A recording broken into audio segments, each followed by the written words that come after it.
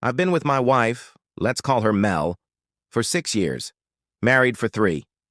We met in college, had what I thought was a solid relationship, and eventually tied the knot. I always believed we were a good team. Sure, like any couple, we had disagreements, mostly about money or the future, but nothing that ever seemed unusual or unmanageable. At least that's what I thought. That changed one Friday night. Mel had a few of her friends over.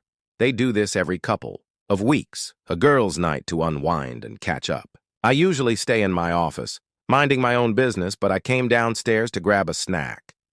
That's when I heard my name. They were laughing and chatting in the living room when her best friend Jen asked, "But seriously, Mel, what if someone better came along?" What happened next is burned into my memory. Without hesitation, Mel replied, "Honestly, just look at Tom. He's fine, I guess. But if someone with more drive and better prospects came along, yeah, I'd upgrade. Upgrade. Like I'm a phone that's too old to keep but too useful to toss just yet." The conversation spiraled from there. My job, my car, my ambition, even how I dress and laugh, all up for discussion. My wife, the person I've supported, emotionally, financially, and practically, sat there casually tearing me down in front of her friends like it was entertainment.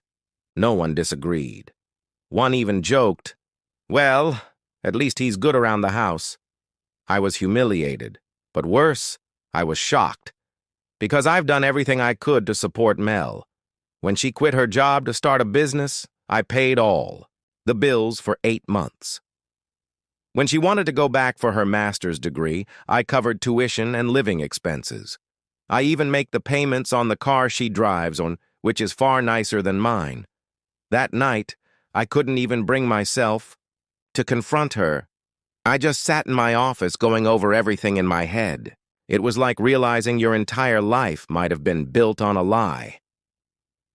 Later that night, I asked her directly, "Did you mean what you said about upgrading from me?" She acted like I was the problem for listening to her private conversation. She tried brushing it off, saying it was just girl talk, but there was nothing playful in her voice that night. That wasn't a joke. It was the truth. I asked, "Do you actually want to be with me, or am I just convenient?" She started crying, not apologizing, crying, saying I was making her feel terrible, that I was insecure, that I was twisting her words. Then she flipped it completely. "Now you're keeping score? Real nice, Tom."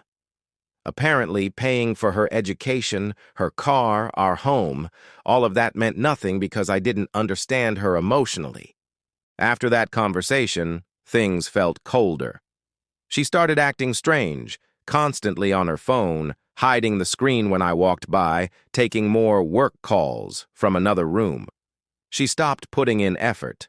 No more asking how my day was. No affection.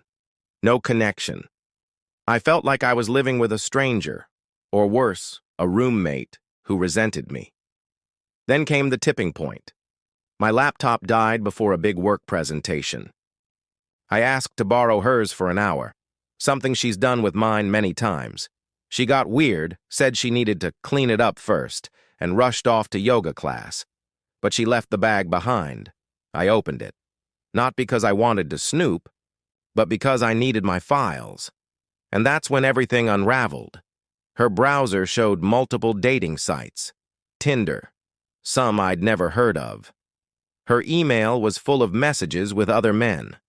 In every profile, she listed herself as separated and said she was looking to upgrade. It was all there, the same complaints she'd voiced to her friends. Stagnant marriage, not enough ambition, wants someone who can give her the lifestyle she deserves. She wasn't just fantasizing, she was actively recruiting her replacement. I found hotel meetups, private messages, Google Calendar entries that lined up with fake yoga and girls' nights. There was even a new life planning folder in her drive, filled with dream houses, cars, budget spreadsheets, all based on someone else's income. Not mine. There were notes about the kind of man she really wanted. There were bookmarked divorce attorneys, alimony laws, financial guides. She'd already started planning the exit.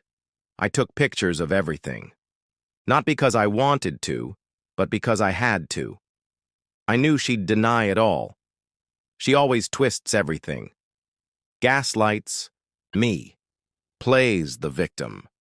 And this time, I needed the truth on record. I don't know what her endgame was. Maybe she thought I'd keep paying for everything while she lined up a better option. Maybe she assumed I'd never find out. But I did.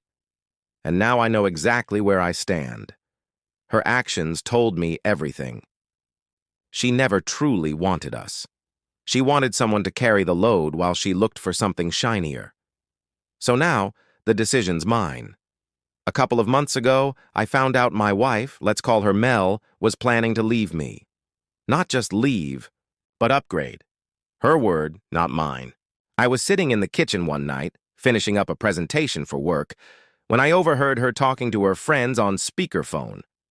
They were laughing about how she could do better than me.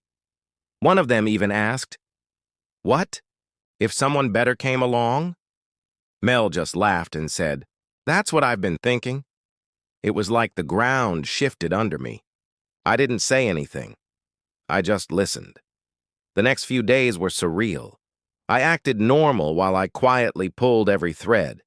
Checked her laptop when she left it unlocked. Browser history, hidden folders, screenshots.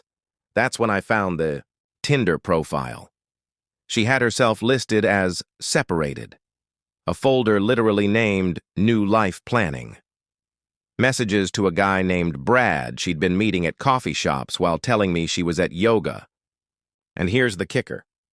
She actually had the audacity to tell these guys she was faithful, that she'd never cheat, that she was waiting for the right guy before leaving.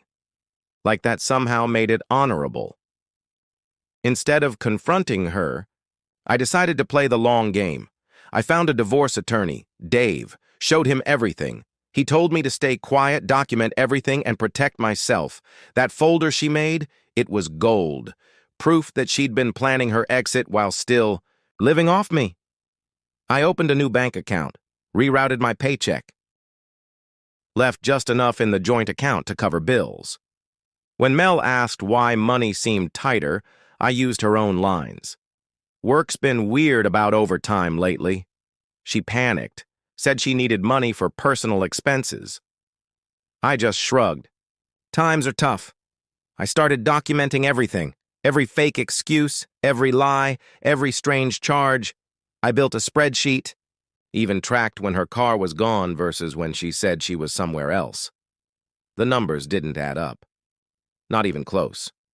I also stopped doing all the little things I used to handle. Car maintenance, family dinners, gift planning.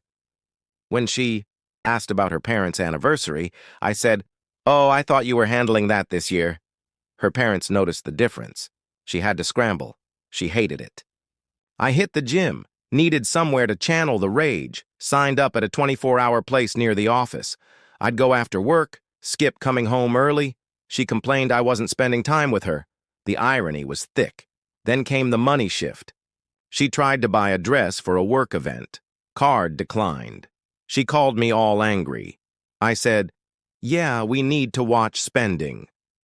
She immediately started hinting that maybe I should look for a better job. Meanwhile, I'd cut all her unnecessary subscriptions, switched to generics, and downgraded our cable. Suddenly, she was realizing the life she loved only worked because I made it that way. Then she tried to fix things. Came up to me all sweet, suggesting a couple's weekend with her friends. Jen, Mark, Lisa, all of them. Same group she'd been, talking trash to about me. She pitched it like it would save us. I said, "Sure, sounds perfect." She lit up, thought she'd won me back, that I'd play the part again. That whole week she flipped, making dinner, acting interested, posting cute pics of us on Instagram with captions like, "So excited for our romantic weekend." Her friends dropped heart emojis like they hadn't encouraged her to leave me, but I was still talking to Dave. We spent hours preparing. All the evidence. screenshots, browser history, Tinder profile, messages, her new life planning folder. The divorce papers were ready, sitting in my briefcase. We got to the lake house. Beautiful place.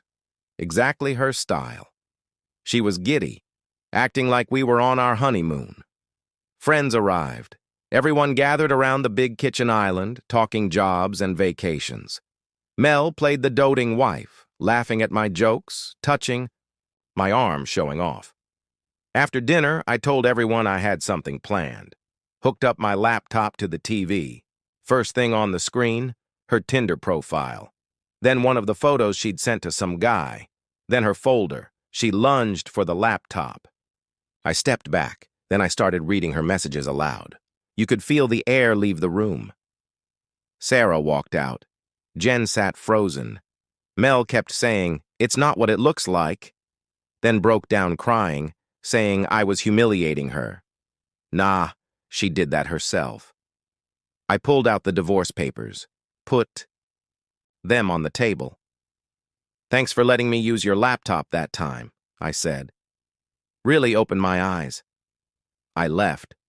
Told them I paid my share, they could enjoy the weekend. Mel followed me to the car, sobbing, begging to explain. Next day, the messages started. Not just from her, but her friends too. Apologies, excuses. Mel's family found out. Her mom called, crying, asking what happened. Her dad went quiet. I showed them everything. He sent me a text later. "I'm sorry, you deserved better." That one hit harder than I expected. Jen tried to message me saying she never meant for this. Yeah, sure. The friends scattered. A couple even unfriended Mel. Her sister, furious. Mel had used her as an alibi. They're not speaking. Mel's living with a cousin now, still trying to negotiate, even hinting she deserves half of everything. Dave shut that down fast. Her own messages bragging about secret savings and shopping for a richer guy killed any chance of alimony. She came by last week to pick up her stuff, tried to talk. I told her to speak to my lawyer. House feels quiet now. Not good or bad, just different. But here's the twist. There's this girl at the gym, helps with form, chats after workouts. One day we grabbed coffee. She went through something similar. No games, just real. We've been texting. Not serious yet, but it's nice. Funny, huh? Mel spent all that time looking for someone better. Meanwhile, I might have found someone real. Oh, and I canceled the Netflix account. Mel can start paying her own bills now.